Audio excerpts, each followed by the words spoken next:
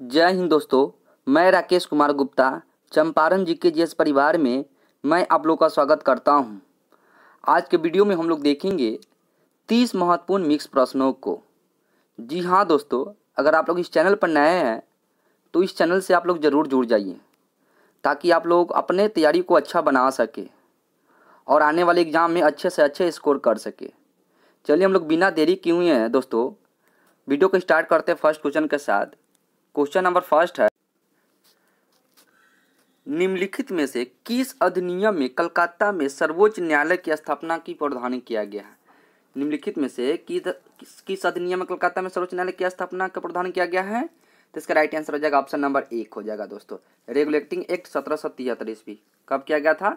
Regulating act 1773 ईस्वी के द्वारा कलकत्ता में सर्वोच्च न्यायालय की स्थापना की प्रावधान किया गया था दोस्तों।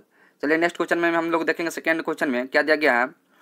केंद्र में द्वैध शासन किस अधिनियम के अंतर्गत किया गया है दोस्तों?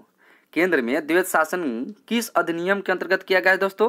तो इसका राइट आंसर हो जाएगा ऑप्शन नंबर 3 हो जाएगा दोस्तों। क्या होगा राइट आंसर? क्या हो जाएगा? ऑप्शन नंबर 3 हो जाएगा। भारत सरकार अधिनियम 1935 के द्वारा केंद्र में द्वैध शासन के अधिनियम को अंतर्गत किया गया है दोस्तों।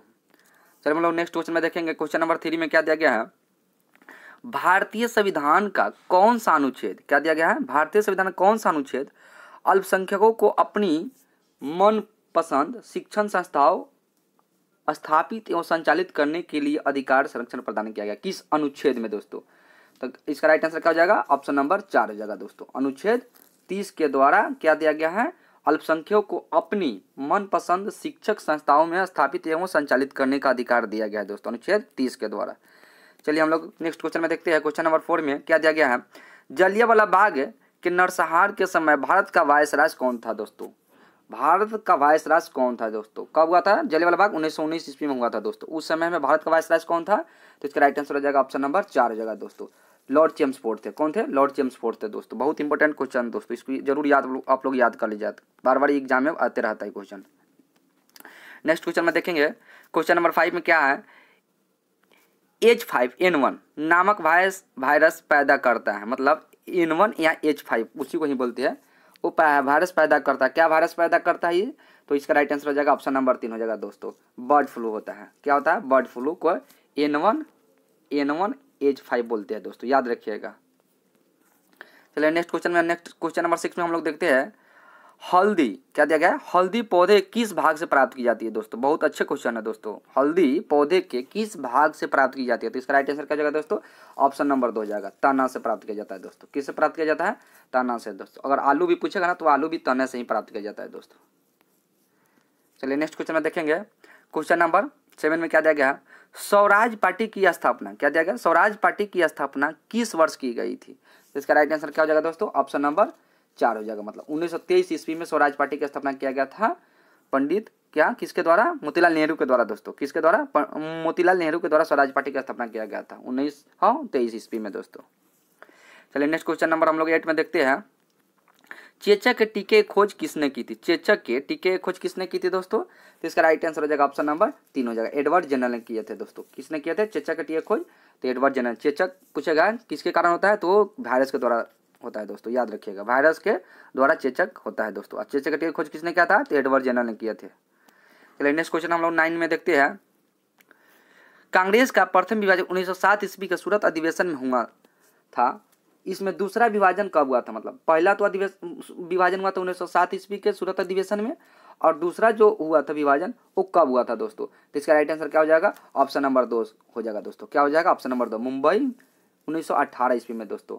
जबकि कांग्रेस का दूसरा जो विभाजन हुआ था ना वो 1918 ईस्वी में हुआ था। पहला विभाजन 1907 ईस्वी में हुआ था दोस्तों, याद रखिएगा। और सूरत अधिवेशन में इसी में ही गरम दल और नरम दल अलग हो गए थे दोस्तों। गरम दल और नरम दल दोस्तों, ये दोनों बट गया था जो 1907 में सूरत अधिवेशन हुआ था। जबकि दूसरा कब हुआ था? 1918 ईस्वी में हुआ था, मुंबई अधिवेशन में हुआ था दोस्तों।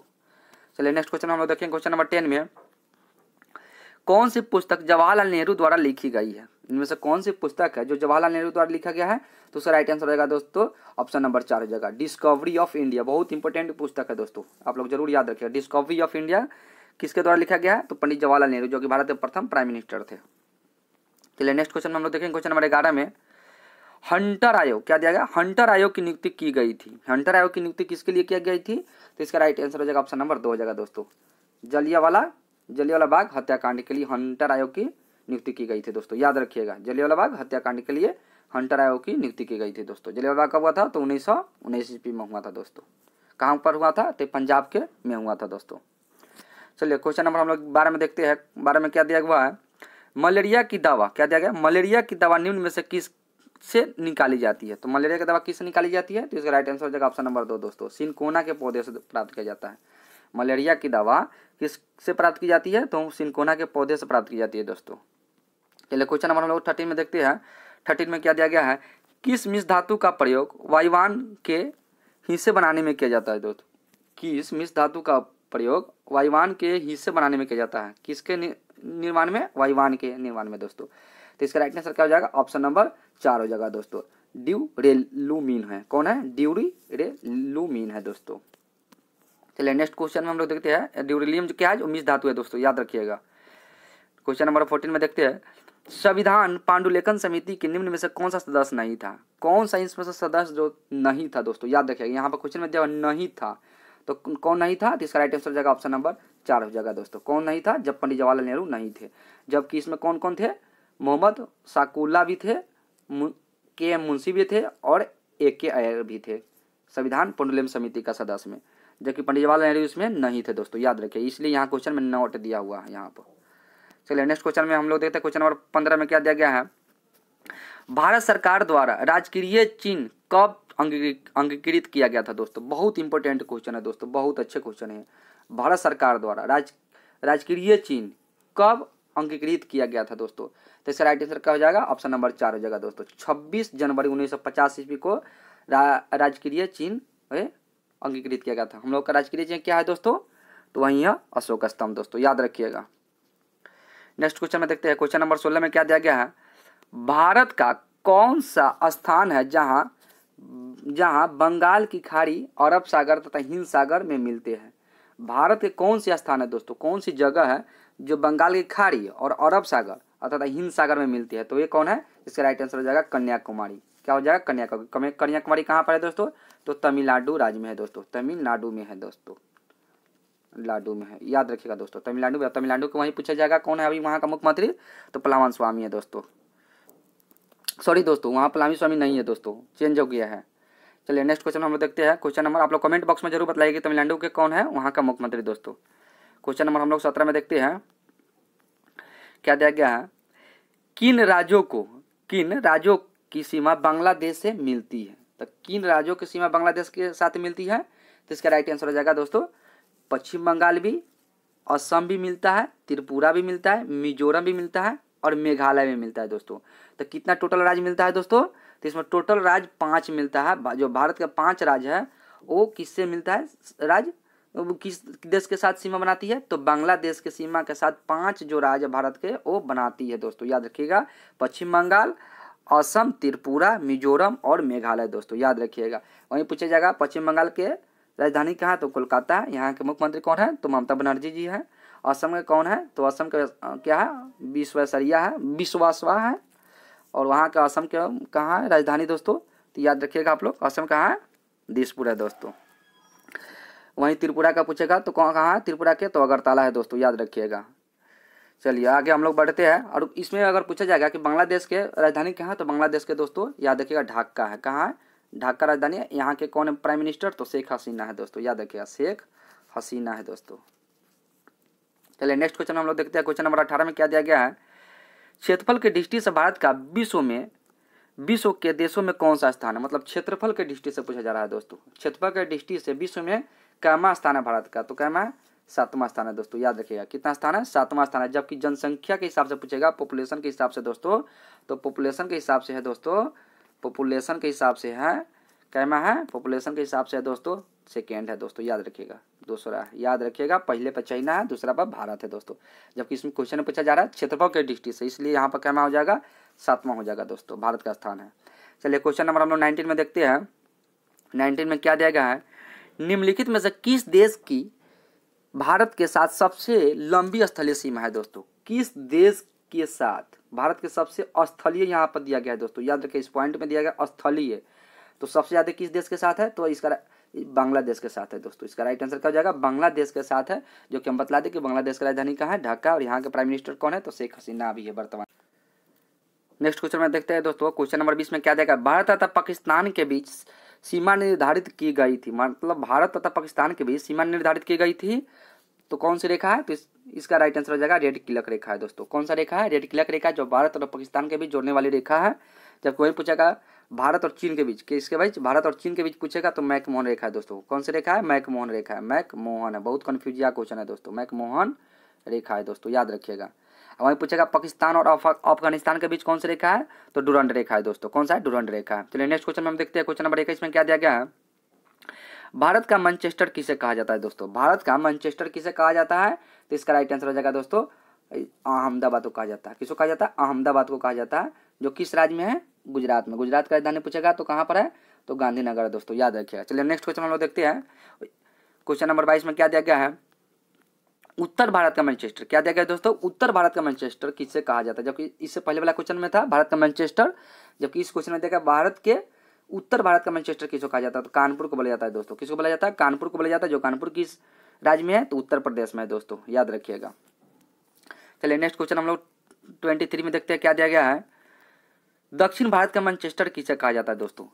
उत्तर भारत का भी हम लोग देख लिए, भारत का भी देख लिए, और दक्षिण भारत का मैनचेस्टर किसे कहा जाता है, तो कोयम्बटूर को बोला जाता है दोस्तों। किसको बोला जाता है, कोयम्बटूर को, जो कोयम्बटूर कहाँ पर है, वो तमिलनाडु राज्य में है दोस्तों, याद रखिएगा। बहुत अच्छे क्वेश्चन सभी है। चलिए नेक्स्ट क्वेश्चन हम लोग देखते हैं, क्वेश्चन नंबर 24 में क्या दिया गया है, भांगड़ा कहाँ का प्रसिद्ध लोक नृत्य है दोस्तों। भांगड़ा जो है ना, वो कहाँ का लोक नृत्य है, तो भांगड़ा है पंजाब के दोस्तों। कहाँ के है, पंजाब के हैं, जो प्रसिद्ध लोक नृत्य है भांगड़ा दोस्तों, याद रखिएगा। पंजाब का राजधानी पूछेगा तो कहाँ पर है, तो चंडीगढ़ है दोस्तों, याद रखिएगा, चंडीगढ़ है। कहाँ पर है, चंडीगढ़ है दोस्तों, याद रखिएगा, चंडीगढ़ है। और हरियाणा का भी राजधानी चंडीगढ़ है दोस्तों। चलिए नेक्स्ट क्वेश्चन हम लोग देखते हैं, क्वेश्चन नंबर 25 में, मधुबनी शैली भारत के किस राज्य में प्रचलित है दोस्तों। मधुबनी शैली बहुत इंपॉर्टेंट क्वेश्चन दोस्तों, मधुबनी शैली भारत के किस राज्य में प्रचलित है, तो इसका राइट आंसर हो जाएगा बिहार दोस्तों। किस राज्य में, बिहार राज्य में है, जो मधुबनी शैली का प्रसिद्ध है दोस्तों।